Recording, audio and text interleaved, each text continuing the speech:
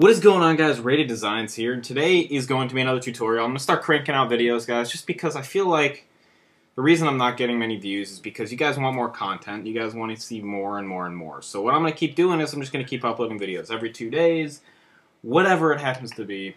If I feel like putting one out once every day, I'm going to. Reason is I honestly feel like I really need to kickstart my channel again. So anyways, today's going to be a little bit of, I told you guys, I think, a few weeks ago, that, you know, the new banner and everything, and I said that I haven't really found out a really good style for 3D, and I actually found one, and this is the new Obey Alliance banner, one we decided to switch, and it's just a very nice, clean banner, but at the same time it's got that grungy look and that craziness to it that I love, and of course, I want to just show you guys how to make some 3D stuff and just kind of some tips on what you're going to want to do for the 3D banners, because when you incorporate 3D into banners, it is going to make your file size huge, and it's going to make your file size to the point almost where you're not going to be able to keep it over 1 or under 1 meg, and that's usually what I want to keep doing. I don't really know the actual size you're going to need, but I'm going to show you guys some really cool ideas. So basically, one of the biggest things I feel like is lately, I mean, in my new material pack, if you guys do have it, I have a lot of these grungy materials and stuff like that. Personally, I've been using a lot just because I really like them, but and they've honestly just been extremely good with these new backgrounds, and they can really add a nice contrast. But in this certain type of background, I haven't really found the whole use of oil painting, the whole oil paint Browsy, keeping a black background. It just doesn't work, because honestly, when you put black on a white background, it makes it look very weird. And right now I'm just going through my fonts, and I'll even show you guys a quick example. As you guys can see right here, on my banner, where it gets to the black areas, it just starts to look very plain and boring. And with these banners being such a small margin and a small area, you're going to want to do as much as you can up until that little area to get that, you know, that contrast to the white, because this white really screws shit up, and I'm sorry for using, you know, that word, but it really does. So definitely try to use as much color as you can in this. Try not to just do a black background, because it does not look good. And I'm telling you, from me looking at other people trying to do it, it does not look good. And I've tried it too. It just is. It's not a good look. So I'm just trying to find a quick font, a nice one. I don't really know. Something that'll suffice for right now. Yeah, there we go. And I think I'm just going to render. Oh, cancel. And of course, for the 2D text, or 3D text, I'm just going to actually do a few effects to this. I'm going to add a effector, a random effector, and I'm going to make this something to that extent. Just because, I don't know, it gives it a little bit more of some fun with it. Maybe that extent. A little less uniform. Maybe give it a nice sorted noise.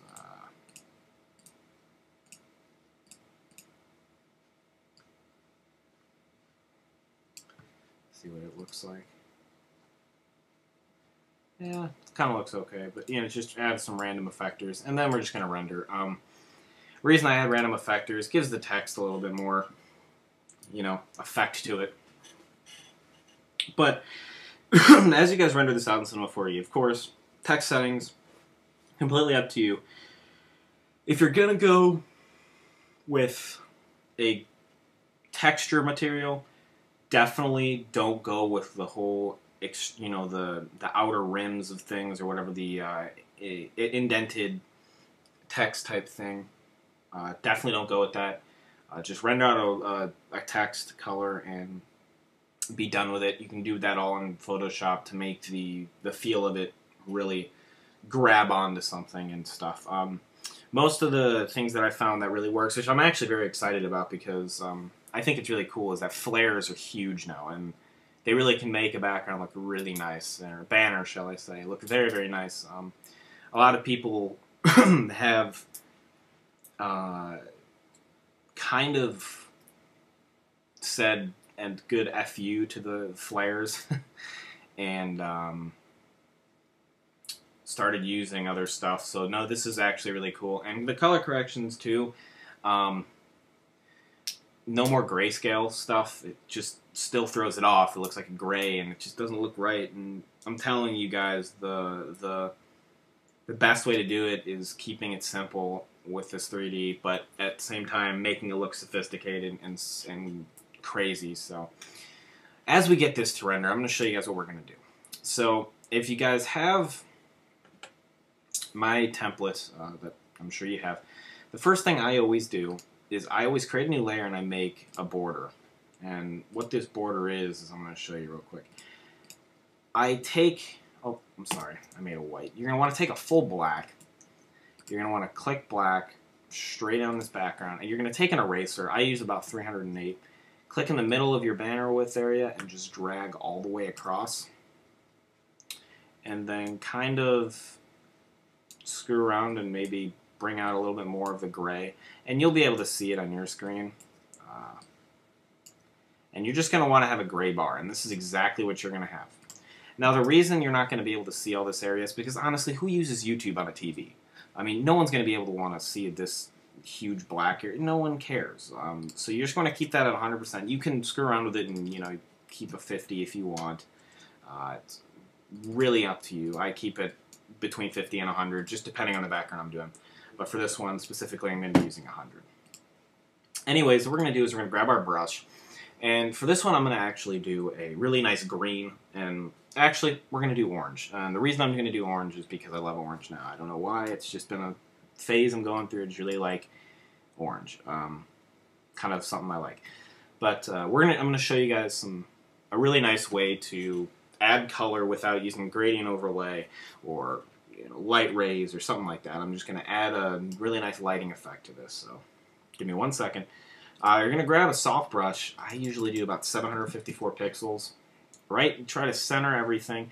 Make sure you choose a nice orange, so about like right there, or whatever color you're using, and just click in the middle. And it's going to give this effect of just an orange there. And we're going to zoom out to about 50. Hit Command T or Control T if you're on PC. You're going to squish it down, and you're going to pull it all the way out. Actually, oh, I'm sorry. We're going to actually, hold on. We're going to pull this even out. I don't know what, oh, that's what it is. Bring this in the middle again. And we're just going to bring this out again around there. Then we're going to just lower the opacity to about 50. Maybe like 40 actually. Merge it down. Hit Filter, Filter Gallery. Brush strokes, spatter, and I do usually, not 50, I usually use about 5, and then, I hit OK. And on the sides, if it shows up with the little spatter marks right here, just click a little of the gray again. The gray I usually use, the color code for it is 12-12-12. Really nice, personally. And of course, it gets away a little bit of the gradient banding. I'm sorry, I just clicked Skype, but anyways, we're going to grab our text, and the first thing we're going to do is a little bit of a text effect. Now, for using a texture in a text, there's not much you really want to do. It's kind of tough to explain. If you really want to go for it and be a little bit ballsy, you can. Kind of bring it in. We're just going to bring this in here. And guys, don't shrink this text down too much, because if you shrink it down, YouTube automatically shrinks this thing up a little bit, and I don't know why, it just does. So make sure you don't make the text too small. And we're just going to switch this to overlay, gradient overlay, overlay. And that's, I think that's all I need. Make sure this is all white. All right, this is good. All right, sounds good. And then I'm going to duplicate this text layer. Filter, filter gallery. And this is one of my, I love this effect, stylize. Oh shit, I don't think you guys saw that, but filter, filter gallery, stylize, and glowing edges, and you're just going to keep the width down to 1, edge brightness 7, smoothness 9, and hit OK. And then we're going to make the opacity 40, and then we're going to move the, flatten the image, or not flatten, merge this down. After that, of course, you just go to drop shadow, 0, 20 spread, 50 size, and then we're going to just bring this down to about 50%. Maybe actually a little bit less. I take that back. 35%. And this is what we have so far. Now, 11 minutes into the tutorial, you're probably thinking, okay, I already know this. Rated. What is it gonna? How's this gonna help me? Well, here's what I'm gonna do. For people who aren't really into the banner making, I'm gonna show you exactly what you're going to do. First thing I always do is I make a new layer below the text layer. Everything is going to stay above the text layer other than flares. Got it? Or below the text layer other than flares. Flares are going to stay above. Jesus, I confused myself there. Anyways, we're going to just take some grunge brushes, and this is one of the biggest things. You just kind of go behind the text, and we're going to just take white, click them all, and overlay. And what that does is it gives it an essence, gives it a nice feel to it. Kind of like, you know, you have this smoky feeling in the background. And what we're going to do is we can do a lot of things. One of the coolest things I tend to do is I like to add, you know, these halftone brushes. And these are really good for 3D, so I usually just take them up here, right here, right behind the text, up here.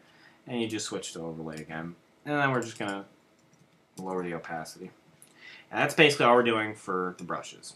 Now next, I usually create a new layer, and I go to Edit, Fill, and I have a pattern that I don't know if I have open right now. I do not.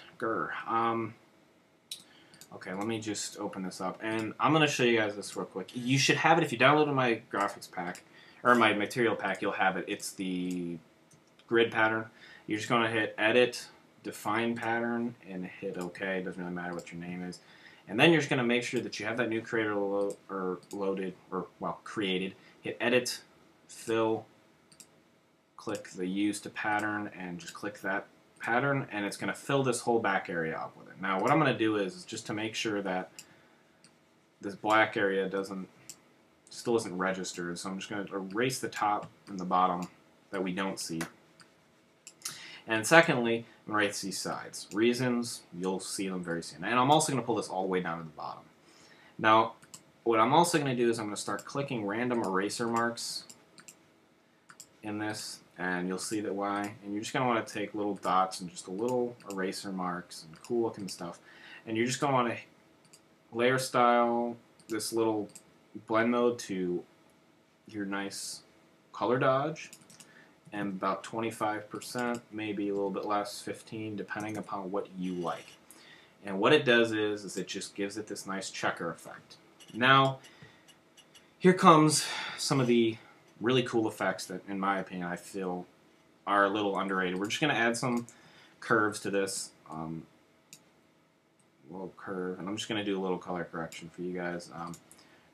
Oh, not black and white. We're going to go to photo filter, keep this on a warm filter, and then we're going to go to gradient map, and we're going to keep this the purple there, switch to soft light, and 15%.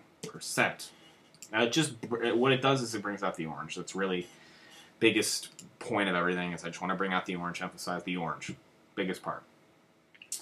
Anywho, what we're going to do here is I'm going to start adding some cool flares. Now, flares are the hardest thing to use they're the simplest thing to screw up on, easiest things to use, or the simplest things to screw up on, hardest things to use. They're small, but they're very hard to use, and you make them look right. So I have my own flare pack that I have created. If I get enough likes on here, which I'm going to try to shoot, guys, maybe for, you know, let's go 250. I will show you, I'll make a whole tutorial on how you make your own flares. So try to get that up there.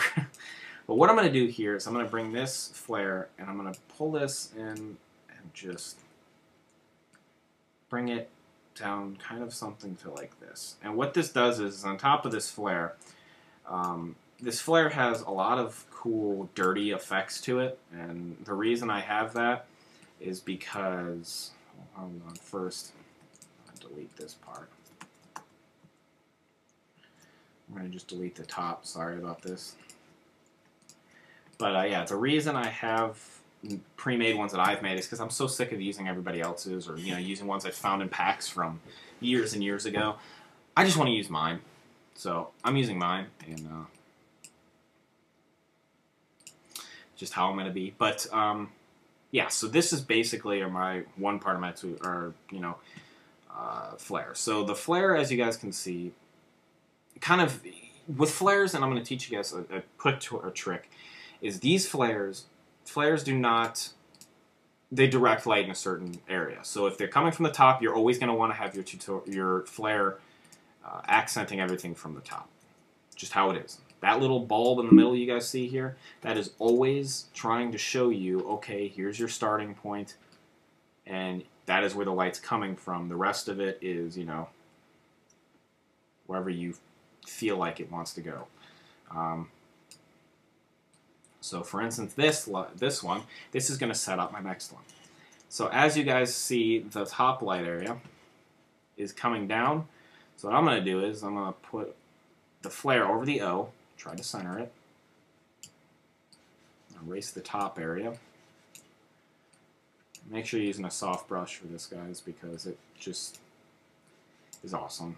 But and that's basically what I'm going to get out of it, is this nice cast light, this light that is coming from the top and slamming against that O to give it a huge explosion. And what it does is it makes it really, really, really look dirty and kind of like opens your eyes a little bit. And that's what I really like about it. Another really cool effect that you can use is you're going to duplicate your text layer, rasterize it, hit Command T and just transform the shit out of it and pull it out big. Make it about about 10 opacity, and you can just see a nice shadow or a little feeling of it in the back. Looks really cool. Now, people have been wanting to know how I get the United States, or people tell me it's the United States, well technically it's the world globe effect. And what you're going to want to do is you're going to take all your layers that you made that are below the black, and you're going to want to just merge them. It's going to get you your background layer. Alright? After that, you're going to take my custom shape tool. Now this custom shape tool, I found one of this world map. You can find them anywhere, honestly. Just search them on the internet and you'll find it. And you're just going to pull out the world map. And kind of just pull something behind here. And once you're done with the shape, just hit rasterize style, or rasterize layer, or whatever it is, to get it so it's not a custom shape. And after you do that, hit Command and click over the thumbnail, and it's going to select the whole thing. Then you're going to click on your background, hit Command C, Command V. And what's going to do is it's going to basically create a duplicate of that world as a background image. Kind of cool. So my style for it is I use a drop shadow, keep the 5 distance at 90, untick global light, I use a 20 spread, and I use a 10 size. I go to inner glow. I go to white, and I switch the blend mode to overlay, move it to 100%, and that is what makes a cool ass effect. Now, as you guys can see, of course, I showed you a little bit on how to make a really, really nice banner, and there's something that is really cool that a lot of players will like. Of course, you can add links, and this little portion of the area right here, I'm going to show you. This area, if you see my mouse right here, don't ever put anything there. That's where usually the links will go. But here is basically a really nice area. As you guys can see, there's some debris that I have flying everywhere. That's from the flares, but I'll show you guys how to do a really custom one. You're going to want to take a... hold on, we're going to, just a circle brush. And we're going to make it hard brush, about 5 pixels. Just don't want to get it too big. And you're going to want to go to your shape dynamics, size jitter, angle jitter, keep that off. And then we're going to move this brush tip up to about 10. And what you're going to do here is you're going to come over here and you're just going to keep clicking. Make sure you have a new layer. And you're going to just click around this little area. And you're just going to, it's going to keep changing sizes. And it gives it a debris effect. And it gives it an effect like there's debris flying all over the place from, the flares. And you're just going to switch the blend mode to overlay and then switch it to about 50%. About maybe 35 actually. And it'll just give it a nice debris effect. And grungy, nice, awesome, cool, rated designs type thing. So, for people who enjoyed this tutorial, please rate, comment, subscribe, like the shit out of this video. It's a 20-minute tutorial. I mean, of course it's going to be something cool. But, please, guys, just help this video out. Give it as much shit as we can do. Really appreciate everything you guys can do for me. So, thanks again, guys. I'm Rated, and deuces.